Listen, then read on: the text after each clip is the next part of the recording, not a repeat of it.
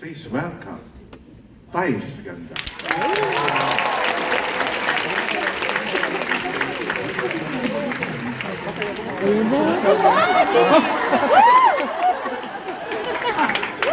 Si Vice po ito, makakala nyo, Bini.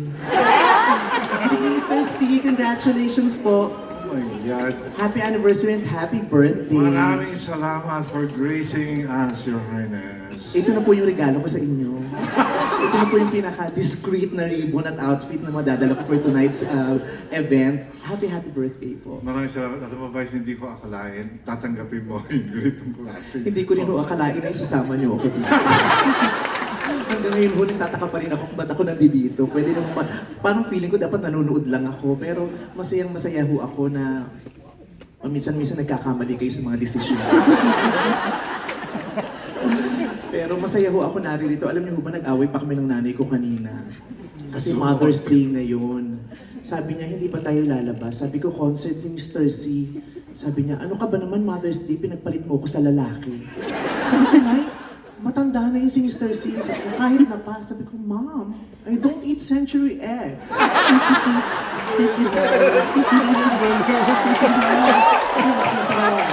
Sinama ko na lang yung nanay ko. Nandito yung nanay ko po nanonood. Kasi nanay ko, okay ka, huwag ka mahiya, libre naman yung ticket mo. Ayun. Happy Mother's Day sa nanay ko at sa lahat ng moms, sa lahat ng mga nanays na nandito. Happy Mother's Day po sa inyo. So yun lang po, hindi po kakanta, magpapatawan ako ng 3 jokes tapos na po yun. Kakanta ka? Kakanta po ba talaga tayo? Maganda, ikaw pumili ng kanta. Nahihiya. Kasi yun na po yung pinakakaya ko sa lahat ng kanta. Hindi ah. Opo, pero maraming salamat. Ayoko sabihin sa kanila na na-shock ako nung narinig kita. Ayoko na rin i-explain kung ano yun. Kailangan marinig ka. Ayoko rin pong sabihin sa inyo na hindi po ako yun. May ghost singer po ako ng araw na po. Hahanapin. So, itutuloy pa po ba talaga natin ito? Tingnan nyo, parang nagulat yung mga tao nung dumating ako kasi kanina seryoso sila. Nasa likod nga ako, sabi ko, prayer meeting ba yung nagaganap dun sa pero ngayon na iba na, so itatry kong awitin ang napakaganda ninyong awitin. Hiyang-hiya ho ako talaga kasi syempre, ito ay isang masterpiece na gawa ng isang maestro, Mr. C, Mr. Ryan Cayabyab. So sa abot ng aking makakaya ay pipilitin ko mabigyan ng hustisya ang awitin ito. So please pray for me. Naipakilabas na yung rosaryo, ngayon ko kailangan ng panalangin mo. Ladies and gentlemen, Vice Ganda!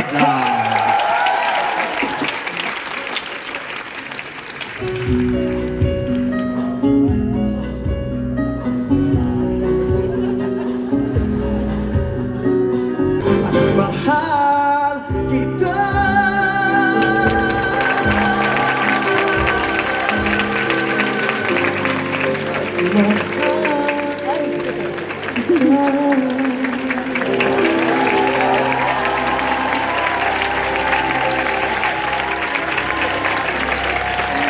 Wala kang matunahan, Vice Ganda!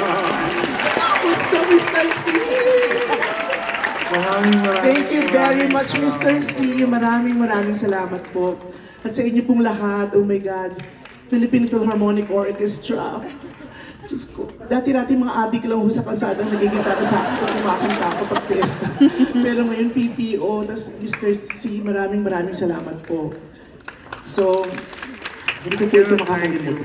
Alam mo, hindi mo alam kung gaano mo nilight up yung buong audience. Maraming salamat po. Puro ngayon ako nakating ng ganitong event. Oo, kasi mga puro jeje mo lang po yung mga event na pinagulungan ko. Pero, just ko tingnan mo po, Gen senior citizens,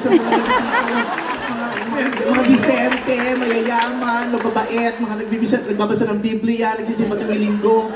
First time ko magkaroon ng ganitong audience, maraming salamat.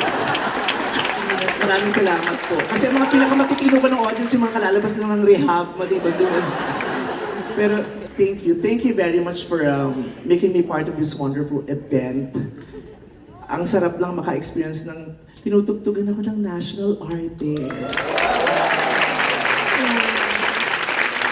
Salamat po. mas malaking pasasalamat namin dahil dumalo ka sa event na to. Hindi mo alam ang ibig sabihin ng 70 dahil ang tagal-tagal mo pa bago mag-70. Ang layo mo pa. 56 ka na ba? Ay, talagang mo kayo. Magaling kayo, pero matabi lang bibig niyo, Mr. C.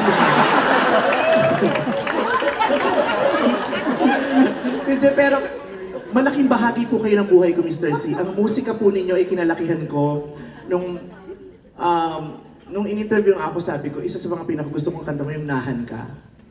Kanta ko yun sa nanay ko nung ako'y lumalaking walang kapiling na nanay dahil yung nanay ko'y nakipagsapalaran sa Amerika at TNT. Yung Nahan Ka. Totoo po yun. Nakakatawa yun, TNT yung nanay ko. Porkit mayayaman kay judgment. Yung nanay ko, ano kasi siya, dito caregiver siya sa Amerika.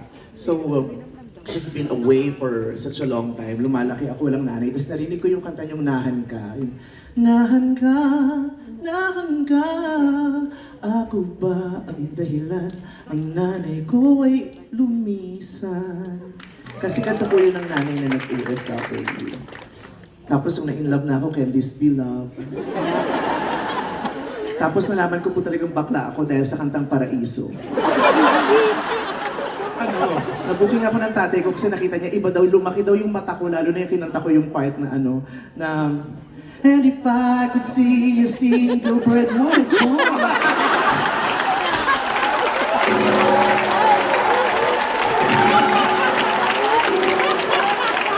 So, doon ko lang ako, oh my God, bakla ako. Iba yung ibig sabihin sa akin ng kanta. Aalis na ako, baka mag-iba pa yung tema ng programa. Thank you very much, I love you!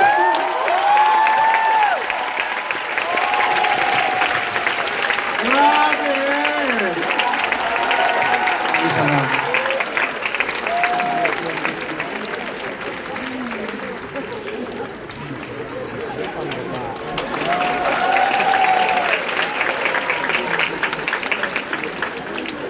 Ang bilis niya. Sa totoo lang, ini-scan ko yung lyrics ng Paraiso. Saan to? Saan to? Saan to? Ini-scan ko talaga sa isip ko.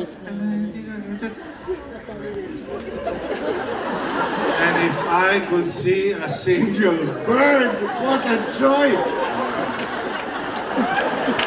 Sino makakaisip nun? Lyrics ko yun! Siyempre hindi naman ganun ang isip ko. Grabe!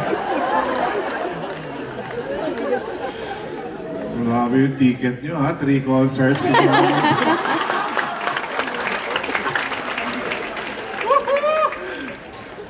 Alam niyo ako yung talagang pinakamasaya, hindi kayo. Ako talaga yung talagang, wow, bakit sila